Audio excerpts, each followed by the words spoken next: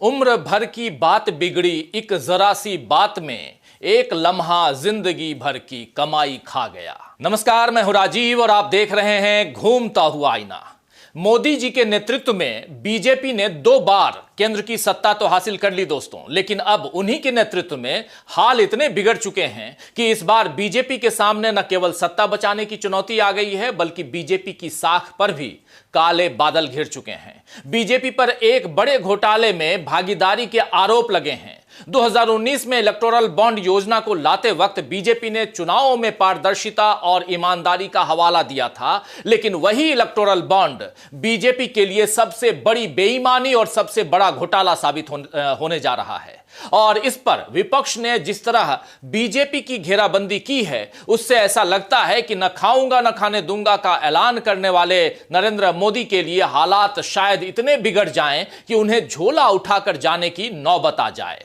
नोटबंदी करते वक्त मोदी ने 50 दिनों का वक्त देश से मांगा था। आपको याद होगा कि सब कुछ मैं ठीक कर दूंगा, और इस बार तो मोदी 50 दिनों जैसी मोहलत मांगना तो दूर, इस घोटाले पर कुछ बात ही नहीं कर रहे हैं। मोदी का यही रवैया बता रहा है दोस्तों कि इलेक्टोरल बॉन्ड का रायता अब इतना ज्यादा फैल चुका है कि न तो नरेंद्र मोदी और न ही उनकी पार्टी बीजेपी उसे समेट पा रही है। और वहीं दूसरी तरफ इंडिया गठबंधन के लिए इलेक्टोरल बॉन्ड के मसले ने संजीवनी बूटी जैसा काम किया है। विपक्ष एक तरफ इस मुद्दे पर बीजेपी को घेर चुका है, उसकी कमजोर कड़ियों का खुलासा कर चुका है। वहीं दूसरी तरफ इंडिया गठबंधन के नेताओं के बीच एक नई तरह की एकजुटता दिखाई दे रही है, जिससे इस बार बीजेपी के लिए फूट डालने और वोट हासिल करने की रणनीति लागू करने में मुश्किल होगी। मुंबई की शिवाजी पार्क रैली में आप याद कीजिए कि इंडिया गठबंधन के नेताओं ने ऐलान कर दिया था कि इस बार उन्हें झुकाना, दबाना या डराना नामुमकिन होगा। राहुल गांधी के डरो मत के आह्वान पर अब विपक्ष के नेता चलते हुए दिखाई दे रहे हैं। मुंबई की रैली में कल्पना सोरेन ने बीजेपी के सामने डटकर खड़े होने की हिम्मत दिखाई, और यही काम अरविंद केजरीवाल ने किया, जिस पर इस गुरुवार को उन्हें गिरफ्तार कर लिया गया। लेकिन इस गिरफ्तारी से बीजेपी ने अपने पैर पर ही कुल्हाड़ी मार ली है, क्योंकि इससे विपक्ष एक साथ आ गया। अरविंद केजरीवाल को जनता की सहानुभूति बटोरने का मौका मिल गया, क्योंकि गिरफ्तारी रात को हुई, सुबह तक का इंतजार तक नहीं किया गया। और बीजेपी को सबसे बड़ा नुकसान यह हुआ कि इलेक्टोरल बॉन्ड्स के जिस राज को बीजेपी दबाए रखना चाहती थी, वो राज इसी गिरफ्तारी के मामले से और खुल गए हैं। तो आइए दोस्तों, आज आईने की नजर से पड़ताल करेंगे कि क्या इलेक्टोरल बॉन्ड बन गया है बीजेपी के लिए सबसे बड़ा सिरदर्द, और साथ ही समझेंगे कि क्या इस बार कांग्रेस बीजेपी की मनमानी नहीं चलने देगी। क्योंकि एक अरसे बाद कांग्रेस ने एक ऐसी प्रेस कॉन्फ्रेंस की जिसमें सोनिया गांधी और राहुल गांधी और मल्लिकार्जुन खड़गे एक साथ पत्रकारों से मुखातिब हुए। इन नेताओं ने बताया कि कैसे बीजेपी कांग्रेस के खातों को फ्रीज करके चुनाव में एक तरफा बढ़त बनाने की कोशिश में है। लेकिन कांग्रेस भी अब रुकेगी नहीं और लेवल प्लेइंग फील्ड की मांग उठाएगी। तो प्रेस कॉन्फ्रेंस में क्या कुछ कहा है राहुल गांधी ने, आइए जरा सुन लेते हैं। 1 महीने पहले कांग्रेस पार्टी के सारे बैंक अकाउंट फ्रीज कर दिए गए। आप सोचिए, आप किसी परिवार के बैंक अकाउंट फ्रीज करिए, किसी व्यक्ति के बैंक अकाउंट फ्रीज करिए, किसी बिजनेस के बैंक अकाउंट फ्रीज करिए, किसी भी संस्था के बैंक अकाउंट फ्रीज करिए, होता क्या है? एकदम खत्म हो जाता है। अगर आपने किसी परिवार का बैंक अकाउंट फ्रीज कर दिया, भूखे मर जाते हैं। वो कांग्रेस पार्टी के साथ किया जा रहा है। 1 महीने पहले यह हुआ, और किसी संस्था ने, हिंदुस्तान की संस्था ने, किसी कोर्ट ने, किसी इलेक्शन कमीशन ने चूं तक नहीं कहा। सब ड्रामा देख रहे हैं। 20% हिंदुस्तान के लोग कांग्रेस पार्टी को वोट देते हैं। हम 20% लोगों को रिप्रेजेंट करते हैं, और आज हम रेलवे टिकट नहीं खरीद सकते। आज हम अपने नेता को एक शहर से दूसरे शहर नहीं भेज सकते। हम एडवर्टाइजमेंट नहीं लगा सकते। और क्यों? 14 लाख रुपए 7 साल पहले 14 लाख रुपए का इशू है, और 200 करोड़ रुपए का फाइन, और सारे के सारे बैंक अकाउंट फ्रीज कर दिए। जब इनकम टैक्स, ये दिखाना मुझे जरा, सॉरी क्या, 200 करोड़। जब इनकम टैक्स, साफ इनकम टैक्स की जो एक्ट है, साफ कहता है कि ज्यादा से ज्यादा 10,000 रुपए का फाइन लगेगा। तो यह है हिंदुस्तान का लोकतंत्र। यह क्रिमिनल एक्शन है कांग्रेस पार्टी के खिलाफ और हिंदुस्तान के लोकतंत्र के खिलाफ, और यह क्रिमिनल एक्शन हिंदुस्तान के प्रधानमंत्री कर रहे हैं। तो राहुल गांधी ने बीजेपी की चालाकी को खोलकर रख दिया है। एक तरफ कांग्रेस के पास खर्च करने के लिए पैसे नहीं बच रहे हैं और दूसरी तरफ बीजेपी इलेक्टोरल बॉन्ड से हजारों करोड़ वसूल चुकी है। बीजेपी के इस खेल में स्टेट बैंक ऑफ इंडिया भी भागीदार बन गया है। आइए सुनते हैं कि कांग्रेस महासचिव जयराम रमेश को उनकी बात को सुनते हैं, जिसमें वो बता रहे हैं कि कैसे इलेक्टोरल बॉन्ड के आंकड़े देने में आनाकानी कर रही एसबीआई की पोल कांग्रेस ने चंद मिनटों में खोलकर रख दी। हमारे दो युवा साथियों ने एक 5 लाइन का कंप्यूटर प्रोग्राम लिखा और ये सब मैं आपको देने वाला हूं। सिर्फ 5 लाइन का, ये कंप्यूटर भाषा में इसको पाइथन कहते हैं।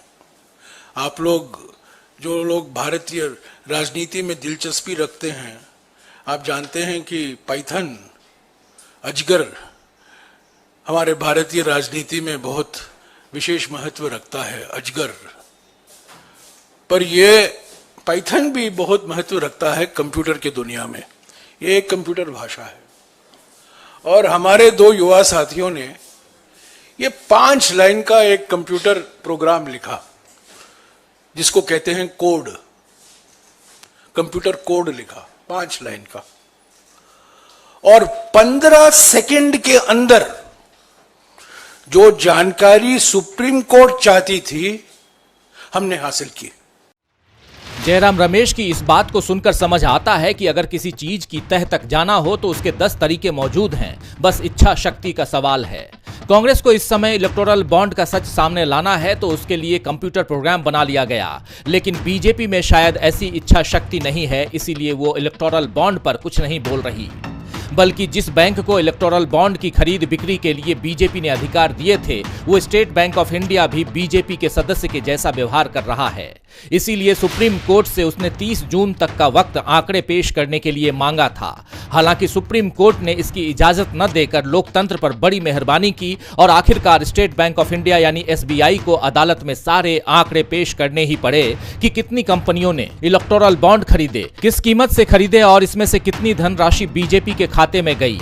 अगर सुप्रीम कोर्ट में एसबीआई का 30 जून वाला बहाना चल जाता तो देश को शायद पता ही नहीं चलता कि इलेक्टोरल बॉन्ड लाकर ईमानदारी के नाम पर देश में कितना बड़ा घोटाला किया जा चुका है। 14,000 करोड़ का नीरव मोदी घोटाला, 500 करोड़ का ललित मोदी घोटाला, 13,500 करोड़ का मेहुल चोकसी घोटाला, 9,000 करोड़ का विजय माल्या घोटाला और 35,000 करोड़ का डीएचएफएल घोटाला, और इन सब पर एक अकेला इलेक्टोरल बॉन्ड का घोटाला दोस्तों भारी पड़ने जा रहा है। मोदी सरकार ने अपने कार्यकाल में अरबपतियों के 16 लाख करोड़ रुपए कर्ज माफी में गंवा दिए, 88,000 करोड़ बैंकों में विलफुल डिफॉल्टर्स ने लूट लिए, और इसके अलावा सरकार के दोस्त उद्योगपतियों की लूट पर तो कोई सही आंकड़े ही अभी तक उपलब्ध नहीं हैं, क्योंकि मोदी इस पर कुछ बोलते ही नहीं हैं। इलेक्टोरल बॉन्ड पर भी मोदी की रणनीति चुप्पी साधने वाली ही है, लेकिन बॉन्ड खरीदने और उन्हें भुनाने के आंकड़ों ने सारी पोल खोलकर रख दी है।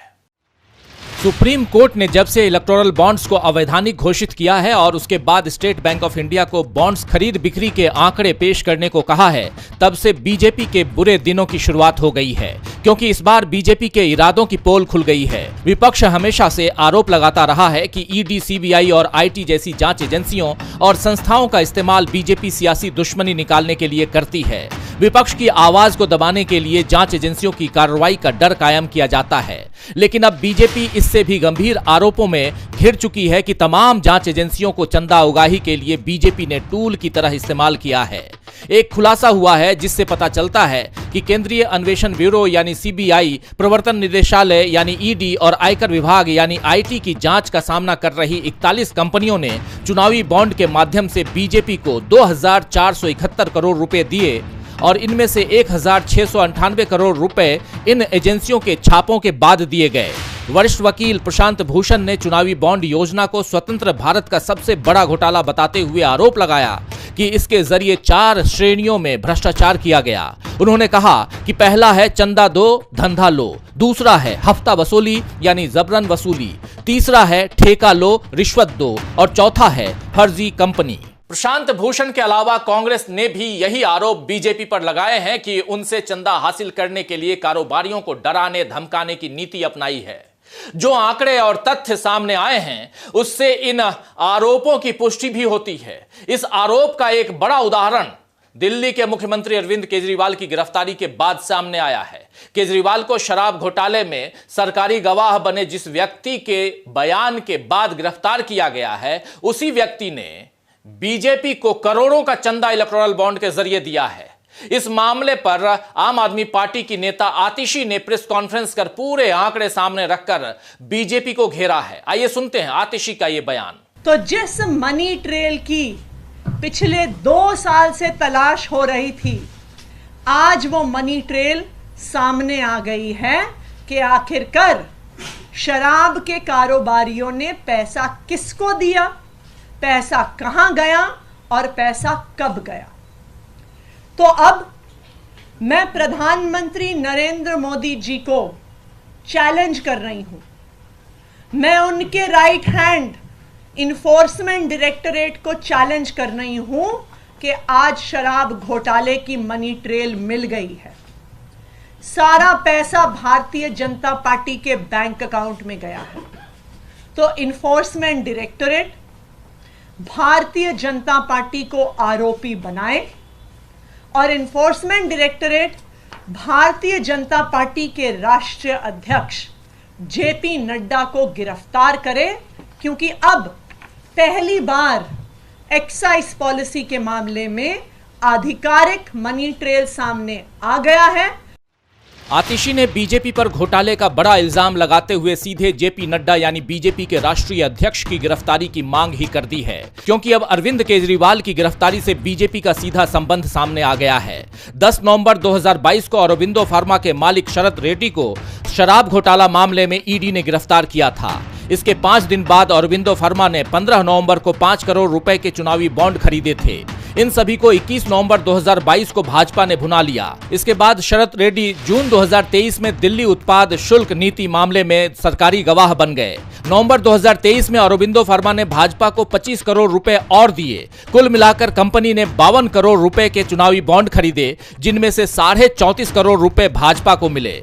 ईडी की गिरफ्तारी से पहले अरबिंदो फार्मा ने बीआरएस यानी भारत राष्ट्र समिति को 15 करोड़ रुपए और तेलुगु देशम पार्टी यानी टीडीपी को 2.5 करोड़ रुपए का चंदा भी दिया था। अरबिंदो फार्मा की इलेक्टोरल बॉन्ड खरीदने की टाइमिंग ये बताती है कि कंपनी पर किसी न किसी किस्म का दबाव था और इसी दबाव का इस्तेमाल अरविंद केजरीवाल को गिरफ्तार करने के लिए किया गया।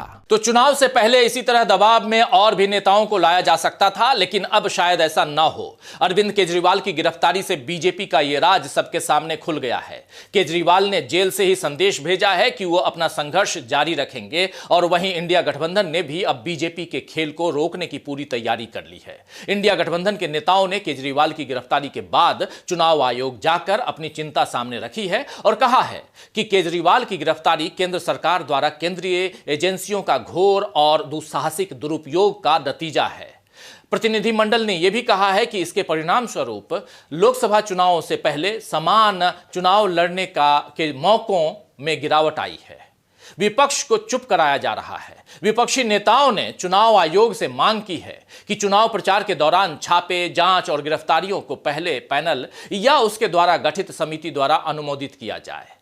इसके साथ ही बीजेपी शासन में केंद्रीय एजेंसियों के कथित दुरुपयोग के विरोध में इंडिया गठबंधन ने 31 मार्च को रामलीला मैदान में एक बड़ी रैली करने की योजना बनाई है। इंडिया गठबंधन अब किसी भी मुश्किल के आगे हार नहीं मानकर आगे बढ़ रहा है और वहीं दूसरी तरफ बीजेपी के लिए मुसीबतें बढ़ रही हैं। इलेक्टोरल बॉन्ड का सच सामने आ ही चुका है। इसके अलावा बीजेपी में जिस तरह बगावत हो रही है उसमें बीजेपी कमजोर पड़ रही है। शनिवार को गुजरात के 2 बीजेपी उम्मीदवारों, एक तो साबरकांठा से भीखाजी ठाकुर और दूसरे बड़ोदरा सीट से वर्तमान सांसद रंजनबेन भट्ट ने भी चुनाव नहीं लड़ने की बात कही है, घोषणा कर दी है।